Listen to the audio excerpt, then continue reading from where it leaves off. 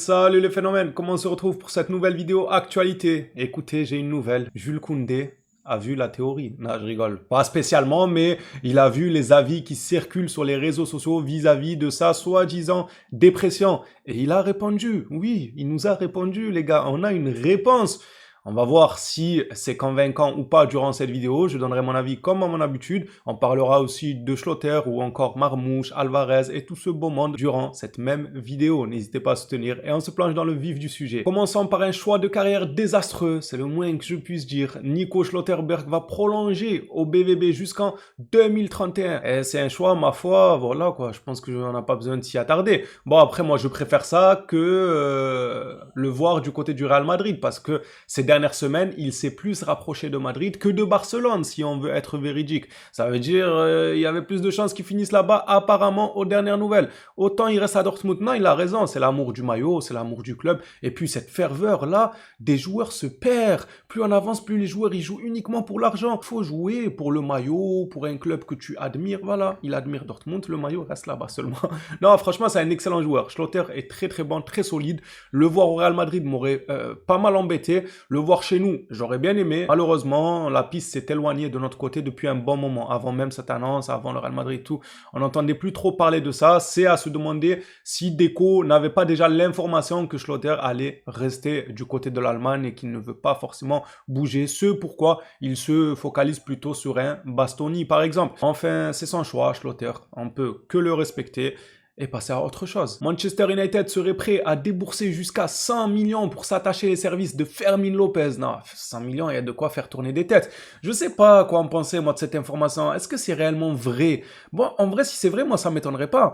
Ceux qui essayent de dévaloriser nos joueurs, enfin, certains de nos joueurs, pas tous. Sur Fermin, c'est pas un joueur à dévaloriser. Vu le marché actuel, vu son talent, potentiel, progression, ça ne me choque pas, moi, 100 millions. Mais est-ce que vraiment elle existe, l'offre? C'est juste la question que je mets en avant. Vu le marché actuel, c'est une offre lambda pour un joueur de ce calibre-là. Manchester United prêt à offrir 100 millions pour Fermin Lopez. Maintenant, le joueur est heureux au club et le FC Barcelone n'a aucune envie de le vendre. On l'a vu lors du dernier match, les gars. Ce mec, il a une dépense d'énergie dans le match. Oh lolo. Même Hansi Flick, à la fin du match, il a déclaré que la différence entre Olmo et Fermin, elle se faisait dans la dépense énergétique. Le mec, sur le terrain, il court de partout. Il est en attaque, en défense, sur les couloirs. Il court, il presse, il n'hésite pas à se donner à fond. Là où Fermin, il va être un peu plus nonchalant, un peu plus dans la retenue. Fermin, c'est un gars, il doit être dans la surface de réparation. Voilà, il doit être au plus près du danger. Et là, tu verras comme la fin de corps qui nous sort face à Newcastle, c'est juste magistral parce que c'est ce genre de joueur du dernier carré. C'est pas un joueur à qui tu vas demander presse-lui, couvre cet espace. Ah, le mec, il n'a pas le coffre pour, ça se voit. C'est pour ça qu'on demande souvent qu'il soit testé plus régulièrement en faux neuf parce qu'il serait très proche de la zone de vérité. Fermin à 100 millions, vous vendez ou pas? Et dites-moi pourquoi. Parlons maintenant de Virgili. Le FC Barcelone envisage de faire revenir Jean Virgili. Qu'est-ce que vous en pensez? Moi, ça serait pas de refus. Il se porte plutôt bien. Même quand il était au Barça, de ce qu'on voyait de lui, ça avait l'air intéressant, mais sans non plus être légendaire. Mais pareil, il est jeune, il peut progresser, il peut apporter en sortie de banc. Pour être honnête avec vous, je préfère Jean Virgili en sortie de banc que Rashford. Voilà. J'imagine ne pas prendre trop de risques en disant ça. Rashford, 30 millions sur le banc, qui sort et qui n'apporte rien. Jean Virgili avec quelques cacahuètes qui restent sur le banc et tu le fais rentrer. Le mec déstabilisateur, hargneux, il a faim d'aller prouver et tout. Je pense qu'on prend pas trop de risques en disant Jean Virgili. Moi, ça ne me dérangerait pas. Au sein du Barça, un consensus se dégage concernant Bastoni. Deco et le staff sportif apprécient tout particulièrement sa capacité à relancer proprement depuis la défense et à dicter le jeu. Le Barça le considère comme un pilier pour les 10 prochaines années, bien qu'un transfert d'environ 60 millions d'euros soit envisageable. Le club catalan n'envisage pas d'inclure de joueurs dans la transaction. C'est dommage, parce que l'Inter ne perdrait pas au change à récupérer un défenseur central, par exemple. Moi, je dis ça, je dis rien. Nous avons un profil tout fait pour l'Inter. Moi, la vérité, je le vois dans un club comme l'Inter. Araujo. Là, on nous parle de 60 millions. Moi, je donnerais 30 millions plus Araujo. Oui, je trouve que, les gars, Araujo, il ne vaut pas 60 ou 70 millions. Qu'on soit bien clair. Hein. À l'heure actuelle, avec ce qu'il a montré, certes, en 2022, etc., on a tous assisté à son talent, à ce qu'il a pu faire sur le terrain. C'était un leader, c'était un top player. Mais à l'heure actuelle, ce n'est pas le cas. Donc, tu ne peux pas te baser sur ce qu'il a fait il y a plusieurs saisons en arrière pour le vendre plusieurs saisons après. Sinon, la vie, elle serait trop belle, vous imaginez. Bref, ouais, une trentaine de millions d'euros, voilà, quoi. Je sais pas s'il y a un club, mais si, vu le marché actuel, il y a tout le monde qui est cher et tout. 30-30. On paye 30 et on donne Araujo. Ou alors, ouais, on paye 20 et on donne Araujo et on dit qu'il coûte 40 millions. Voilà, je sais pas, mais moi je trouve que ça pourrait être un bon deal de leur donner Araujo contre Bastoni. Évidemment que je signe tous les jours sans aucune hésitation. Jules Koundé, qui nous envoie un pic. C'est le gars qui se crée une histoire pour rien. Ah ouais, Koundé, tu veux t'embrouiller? Le mec se crée des dramas pour rien. Non, il a dû voir sur les réseaux, parce qu'il n'y a pas que sur ma chaîne qu'on a parlé de cette soi-disant probable dépression. Il fait la tête, il boude et tout. Nous ne sommes pas les seuls à avoir cet avis-là. C'est ce qui circule sur les réseaux depuis un bon moment. Maintenant, Jules Koundé est revenu dessus. Il dit que les gens sur les réseaux disent que je suis en dépression, mais il y a des moments où je suis juste yombe, tout ça. Tout va bien, j'ai le moral, ne vous inquiétez pas. La vidéo avec Rafinha et Lamine qui rigolent, j'ai commencé sur le banc, j'étais énervé et je suis très expressif, c'est tout. En réalité, lorsque je parle de Jules Koundé, du fait qu'il boude, d'une probable dépression, ou même que le club lui a annoncé son départ et du coup il a pas trop aimé et tout, pour moi c'est fort probable. Je vous en ai déjà parlé, moi je ne visais absolument pas la vidéo de Rafinha et Lamine. Bon, c'est une vidéo qui se rajoute au tas d'autres clichés où on l'a vu en train de bouder ou râler, etc.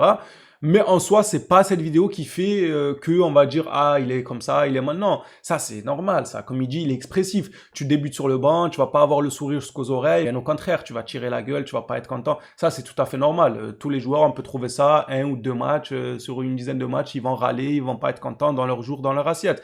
Il n'y a aucun problème RAS vis-à-vis de ça. C'est dans l'ensemble, en fait. Ce qu'il dégage, ce qu'il produit sur le terrain. À peu près à chaque fois quand le film, on a vu qu'il n'était pas forcément le plus heureux. En tout cas, c'est pas le Koundé qu'on voyait par le passé. Et ça, moi, je le vois. Je le vois et je le ressens. Que voulez-vous que je vous dise sur son communiqué? Vous voulez que je vous dise, ah bah ok, maintenant qu'il a dit qu'il n'est pas en dépression, c'est ok? Non. Bien sûr que non, la théorie reste toujours en place et ça bougera pas. Vous croyez que le joueur va venir face caméra et vous dire oui, je suis en dépression? Non, ce sera pas maintenant. S'il devait revenir, enfin, on verra comment ça se finit avec le mercato d'été, mais s'il venait malheureusement, ce que je ne souhaite pas, s'il venait à quitter le club dans ces conditions-là, que le club l'a fait prolonger pour au final lui dire non, merci, au revoir, tu pars, maintenant tu as une grande valeur marchande, on t'a donné beaucoup d'années de contrat, donc tu vas coûter un bon petit pactole. S'il part dans ces conditions, il y a de fortes chances qu'à l'avenir, il reviendra sur cette situation et expliquera le pourquoi du comment, cette saison qui est pas très bonne au niveau du football et ses nombreuses vidéos où on le voyait un peu faire la tête de son côté et tout. Il reviendra certainement dessus. Maintenant, s'il reste à Barcelone et que tout rentre dans l'ordre, peut-être qu'on a juste spéculé pour rien, on a parlé pour rien, et en même temps, on est là pour ça. On est là pour donner notre avis sans pour autant affirmer à 100%. C'est pour ça que je dis c'est une théorie. C'est pas une attestation signée ou je ne sais quoi, les gars. C'est juste des théories qu'on met en place selon ce qu'on voit sur nos écrans et les informations qui circulent. Al Hilal réclame 15 millions au Barça pour lâcher définitivement Joao Cancelo. Les Barcelonais ne veulent pas dépenser d'argent et voudraient une arrivée libre malgré son contrat qui se termine jusqu'en juin 2025.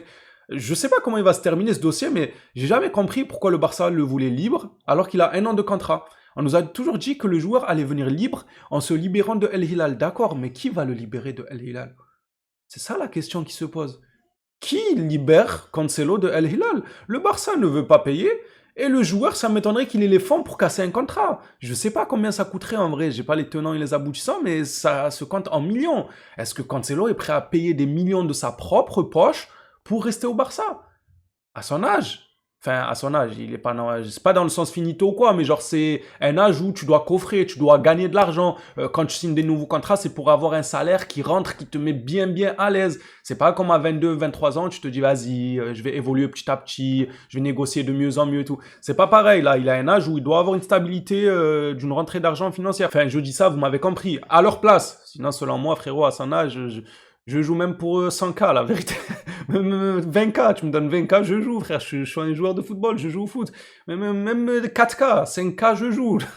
Le mec qui fait que ravisser, gratuit, je joue. Bref, du coup, 15 millions, qui va les payer? Dites-moi, vous en savez quelque chose ou pas sur ce dossier? Parce que depuis, je vois que le Barça ne veut pas payer, mais qu'ils veulent le récupérer libre, et ils sont sûrs de pouvoir le récupérer libre. Mais qui paye? Pas moi, en tout cas, ça, je vous l'assure, ça va pas être moi. Vous pouvez en être sûr, ça. Vous pouvez écarter cette idée-là, l'enlever de votre tête et réfléchir à autre chose. C'est pas Cavagière qui va payer. Ça fait une solution probable en moins, les gars. On n'a pas les fonds ici. On arrive à la fin de cette vidéo actualité avec Julián Alvarez, qui est la priorité du Barça. Le dossier s'annonce complexe, puisque l'Atlético Madrid demande plus de 80 millions, alors que le club catalan ne veut pas payer plus de 70 millions. Ça serait un excellent deal à 70 millions. Je trouve le club cohérent. S'ils arrivent à taffer ce dossier-là autour des 70 millions, Milan, c'est gagné, mais à un degré incroyable. En cas d'échec dans ce dossier, Hansi Flick apprécie Omar Marmoush dans son prix serait d'environ 50 millions. Vous en pensez quoi, les gars? Franchement, faites 50 millions, Omar Marmoush, à l'heure actuelle, moi, ça me fait pas rêver. Je vais regarder encore un peu avec le temps. Je sais qu'il fait, bon, il fait pas l'unanimité, mais presque. Il y a beaucoup de supporters qui le veulent, même dans les commentaires. J'en vois beaucoup, à chaque fois, ils me remettent Omar Marmoush dans les commentaires. Je le vois, les gars, vous en faites pas, je vois absolument tous les avis. Et moi, je sais pas, à l'heure actuelle, ça me fait pas rêver. En fait, on me parle de Osimhen, on me parle de Alvarez, on me parle de Haaland dans un autre monde, mais quand même, on m'a parlé de Haaland, on m'a dit qu'il allait venir, là, pourtant, on m'avait promis qu'il allait nous le ramener à Barcelone. Là, ces derniers jours, ça nous ressort le dossier Haaland. On a parlé de 9 de classe mondiale, ça nous a parlé aussi de Lautaro Martinez. Et après, vous me dites Omar Marmoush. Ok, bon joueur de ballon, sans non plus être légendaire à l'heure actuelle. Et c'est quoi son plafond de verre? Ok, là, il presse, il est intéressant, il a la finition. Mais les gars, en fait, on peut viser mieux pour moi. Alvarez ne s'assoit pas à sa table, qu'on soit bien d'accord. Osimhen, pareil, il ne s'assoit pas à sa table. Mais c'est aussi pas le même prix. Et si le coach allemand le veut et croit en lui, moi je suivrai l'avis du coach parce qu'il a montré qu'on peut lui accorder notre confiance. S'il le veut, il sait ce qu'il fait. S'il voit qu'on a raté Alvarez, que Osimhen c'est pas possible, que Lautaro c'est pas possible pour je ne sais quelle raison, eh bien, vaut mieux prendre un joueur que ne rien prendre. Ah bah là, c'est sûr que je dirais oui à Omar, oui à tout le monde, les gars. Même s'ils veulent prendre Omar da Fonseca en 9, je dirais oui. Je refuse de continuer la saison prochaine avec Lewandowski et Ferran Torres. Là, je me permets de faire un peu la princesse en disant oui, Omar Marmoush tout, parce que j'ai vu que le choix à côté, il est énorme. Alvarez, Osimhen, tout, ça fait rêver de les voir à Barcelone. C'est pour ça que je vous dis que Omar, ça fait un peu moins rêver. Mais si vous me dites, les autres, c'est impossible, je vous dis, prenons Omar 100% sans hésiter, lui ou Da Fonseca. Je ne recommence pas une saison avec Ferran et Lewandowski en 9 par pitié. Prenez. C'est bon, c'est ok, Omar.